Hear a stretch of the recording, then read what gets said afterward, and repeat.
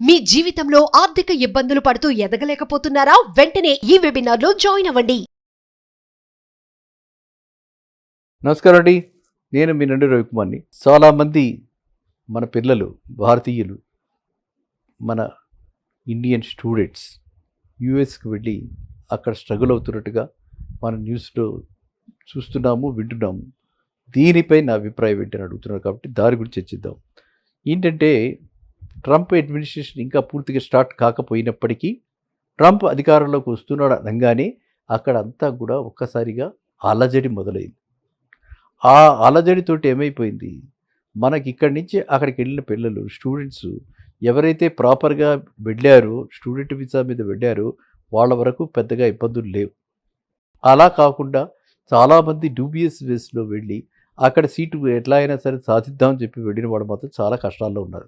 ఎందుకంటే ప్రతి వాళ్ళకి, మనకి ఉభయ తెలుగు రాష్ట్రాల్లో ప్రతి వాళ్ళకి అక్కడ చుట్టాలు ఉన్నారు. వాళ్ళు ఏదో స్పాన్సర్ చేస్తున్నట్టుగా లెటర్స్ ఇస్తున్నారు. ఆ స్పాన్సర్ చేశాక ఇక్కడి నుంచి అక్కడికి వెళ్ళిన తర్వాత వాళ్ళలో మనము ఏ రకమైనటువంటి, అంటే ఇప్పుడు చూస్తాం కదా, అక్కడ వాళ్ళకు పడే కష్టాలు తెలుసు కదా, ఆ కష్టాల్లో మన వాడు వెళితే వాళ్ళకి ఒక భారంగానే ఉంటున్నాడు. ఆ ప్రేమ అభిమానాలు ఎంతో తక్కువ టైంకి అవి వెళ్ళిపోతున్నాయి. అంటే ఒక 1 వీకో 10 డేస్ మ్యాక్సిమం వాడు చూసుకుంటారు. ఆ తర్వాత ఈ వెళ్ళిన స్టూడెంట్ని ఎవ్వరు పట్టించుకోరు. వాడు అక్కడి నుంచి ఆ యూనివర్సిటీల చుట్టూ తిరగటము, అక్కడ తిరగటము, చూడటము, చెందటము, జాబ్స్ చూసుకోవటము, ఇలాగా అలా హ్యాంగ్ ఆన్ అవుతున్నారు అనమాట. అంటే వేలాడుతున్నారు. ఇప్పుడు అక్కడ పరిస్థితులు ఏంటంటే బాగా స్ట్రిక్ట్ స్క్రూటినీ చేస్తున్నారు. వెరీ స్ట్రిక్ట్ స్క్రూటినీ చేస్తున్నారు. మరి ఈ స్ట్రిక్ట్ స్క్రూటినీలో ఈ పిల్లలు తట్టుకోలేకపోతున్నారు. అండ్ ఈ పిల్లలకి అక్కడ అవకాశాలు చాలా తగ్గిపోయి నెంబర్ ఆఫ్ వీసాస్ తగ్గించేసేస్తున్నారు. ఇందువల్ల మన ఇండియన్ స్టూడెంట్స్, యూఎస్లో ఉన్న స్టూడెంట్స్ ఇప్పుడు చాలా ఆందోళనకు గురవుతున్నారు. కాబట్టి మనము ఎవరైనా సరే, అంటే పేరెంట్స్ని మనం రిక్వెస్ట్ చేస్తున్నాను, ఎవరైనా సరే మన దగ్గర బంధువని, తమ్ముడు, అన్న, బావమరిది, ఈ భావబంధాలన్నీ అక్కడికి వెళ్ళిన తర్వాత ఏమీ అక్కడ ఉండవు. చాలా తక్కువ మందిలో అవి కనిపిస్తుంటాయి. కాబట్టి మీరందరూ కూడా గ్రహించాల్సింది ఏంటంటే ప్రాపర్గా వీసా ఉంటేనే, ప్రాపర్గా అడ్మిషన్ ఉంటేనే, ప్రాపర్గా I-20 బేస్డ్గా మనం తీసుకుని ప్రాపర్గా టైఅప్ చేసి ఫుల్ ఫైనాన్షియల్స్ అన్నీ టైఅప్ చేసి, అంటే వాడికి కావాల్సిన పాకెట్ మనీ నెల నెల పంపించగలిగిన పరిస్థితిలో ఉండి మనము ఫీజు కూడా అరేంజ్ చేసుకుని చక్కగా మనం అన్నీ చేసుకోండి తప్ప, ఇది వరకటి మాదిరి మనం ఏదో ఒక సర్టిఫికెట్ 10 రోజులకి బ్యాంకులో ఫిక్స్డ్ డిపాజిట్ వేసి బ్యాంక్ మేనేజర్ దగ్గర ఒక సర్టిఫికేట్ తీసుకుని 10 రోజుల నుంచి ఉంది, నెలల నుంచి 4 నెలల నుంచి ఉందని చెప్పి ఒక సర్టిఫికేట్ తీసుకుని, అది మన ఫైనాన్షియల్ కెపాబిలిటీ కాకపోయినా పక్కవాడి దగ్గర బారోయింగ్స్ తీసుకుని అవి చూపించి వెళ్ళిపోయిన వాళ్ళు ఎన్నో ఉన్నాయి. ఎంతోమంది ఉన్నారు అలా. అలాంటి పనులు ఇప్పుడు చేయకండి. నా రిక్వెస్ట్ ఏంటంటే ఫేక్ అంటే ఏంటి, ఆర్టిఫిషియల్లీ ఇన్ఫ్లేట్ చేసి మనకి లేనిది ఖాళీ జేబు, ఈ జేబులో పక్క వాళ్ళ దగ్గర తీసుకుని 5,000 10,000 పెట్టుకుంటే ఆ డబ్బులు నావవుతాయా? అవి నావవుతాయా? కావు కదా. అదేవిధంగా మన పిల్లాన్ని మన అక్కడ పంపిస్తున్నప్పుడు బ్యాలెన్స్ చూపించమంటున్నారు కదా అని చెప్పి 10 మంది దగ్గర బారో చేసి, మన ఫ్రెండ్స్ దగ్గర బారో చేసి బ్యాంక్ అకౌంట్లో వేసి మనం వీసా క్లియరెన్స్ తెచ్చుకుని ఆడ పంపించేసి మనకి ఏదో వస్తుంది ఆ బిజినెస్ నుంచి ఈ బిజినెస్ నుంచి, లేకపోతే ఎవరో ఆదుకుంటారు, లేకపోతే మన వాళ్ళు అక్కడ ఉన్నారు కదా వాళ్ళు చూసుకుంటారు అని పంపించకండి. ప్లీజ్ పంపించకండి. అది చాలా వాళ్ళు కష్టాల్లో పడుతున్నారు అక్కడ. అక్కడ వాళ్ళు ఏంటి, ఇన్నాళ్ళు ఏదో చిన్న చిన్న జాబ్స్ తీసుకుని $20 $15 గంటకు వచ్చేవి, అవేవో చేసుకుని పాపం వాళ్ళు బతికేవాళ్ళు. ఇప్పుడు ఆ పరిస్థితులు లేవు. అక్కడ వాళ్ళ జాబ్స్ అన్నీ కూడా స్ట్రిక్ట్ అయిపోయినాయి. వాళ్ళు అక్కడ జాబ్స్ అన్నీ కూడా ఆల్రెడీ అక్కడే ఉన్నటువంటి వాళ్ళకే జాబ్స్ పోయి వాళ్ళే ఈ ఉద్యోగాలన్నీ చేస్తున్నారు.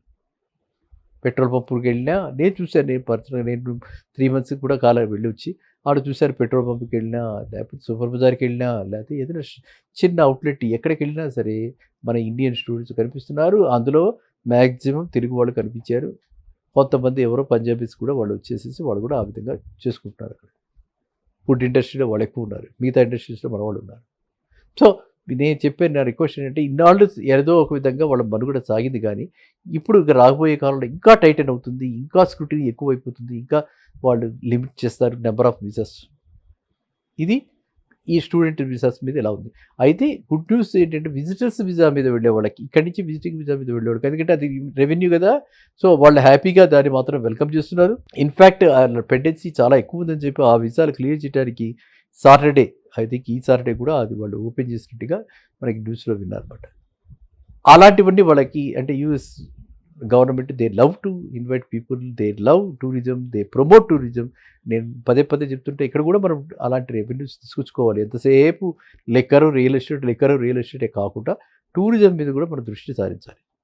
హోటల్ ఇండస్ట్రీ మీద కూడా మనం దృష్టి సారించాలి. హాస్పిటాలిటీ ఇండస్ట్రీ మీద కూడా దృష్టి సారించాలి.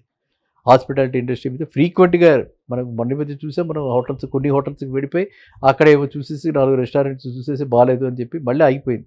ఏం యాక్షన్ తీసుకున్నారో ఎవరికి తెలియదు. అలా కాకుండా ఒక రెగ్యులర్గా సర్ప్రైజ్ చెక్స్ ఉండాలి. అలా కాకుండా ఒక నెంబర్ ఇవ్వాలి, టోల్ ఫ్రీ నెంబర్ ఒకటి ఉండాలి. మనందరికీ కూడా మనందరినీ ఎంపవర్ చేయాలి, మనందరిలో ఆ అవేర్నెస్ రావాలి. మనం ఇప్పుడు ఎవరికి చెప్పాలి? ఎవరికి ఏ నెంబర్కి ఫోన్ చేసి చెప్పాలి? అయ్యా బలానా దగ్గర ఫుడ్ బాగాలేదు, నేను ఆ ఫుడ్ తిన్నాక ఇలాంటి కంప్లైంట్ వచ్చిందని చెప్పాలి అని అంటే సామాన్య మానవుడికి అవి ఏవి తెలియట్లేదు. కాబట్టి సామాన్య మానవుడికి అందుబాటులో ఉండేగా అలాంటి నెంబర్, ఒక టోల్ ఫ్రీ నెంబర్, ఒక సింగిల్ కాంటాక్ట్ నెంబర్ మనకి పెడితే మనం దానికి మెయిల్ చేస్తే మనం దానికి ట్విట్టర్లోనూ ఇది పెడితే మనం దాన్ని యాక్షన్ తీసుకునేలాగా ఉండాలి. అలాంటి ప్రొవిజన్స్ రావాలి ఇక్కడ కూడా. సో నేను ప్రస్తుతం ఏంటంటే యూఎస్లో ఈ విధంగా పిల్లలు మన స్టూడెంట్స్ ఆ విధంగా స్ట్రగుల్ అవుతున్నారు కాబట్టి ఇప్పుడు పేరెంట్స్ చాలా జాగ్రత్తగా రియల్గా అక్కడికి వెళ్ళి ట్రైనింగ్ తీసుకుని ఆప్టిమమ్ ట్రైనింగ్ అని చెప్పి అక్కడ ట్రైనింగ్ ఇచ్చి ఆ రోజుల్లో పిల్లలకి అవి చేసేవాళ్ళు. అది కూడా ఇప్పుడు లేదు. సబ్జెక్టు కండిషన్స్ లేవు. క్లియర్గా ఏంటంటే I-20 ఉన్నవాళ్ళే అక్కడికి వెళ్ళండి. ఈ I-20 కూడా నేను చెప్పింది మామూలు యూనివర్సిటీసు, లో ర్యాంక్ స్టేట్ లెవెల్ యూనివర్సిటీస్ వాటిలో చేరకండి. ఐవీ లీగ్ యూనివర్సిటీస్లో వాటిలో వచ్చిన వాళ్ళు లేదా టాప్ ర్యాంకింగ్లో ఉన్నవాళ్ళు మాత్రమే చేరండి. ఎన్నో వేల యూనివర్సిటీస్ ఉన్నాయి అక్కడ. మినిమం 2500 యూనివర్సిటీస్ ఉన్నాయి. వాళ్ళు చాలా స్పెండ్ చేస్తారు కాబట్టి స్టడీస్ని వాళ్ళు మొదట్లోనే అవన్నీ కట్టి పెట్టారు కాబట్టి అవన్నీ ఉన్నాయి. అంత మాత్రాన అవన్నీ కూడా ఒకటే స్టాండర్డ్ కాదు.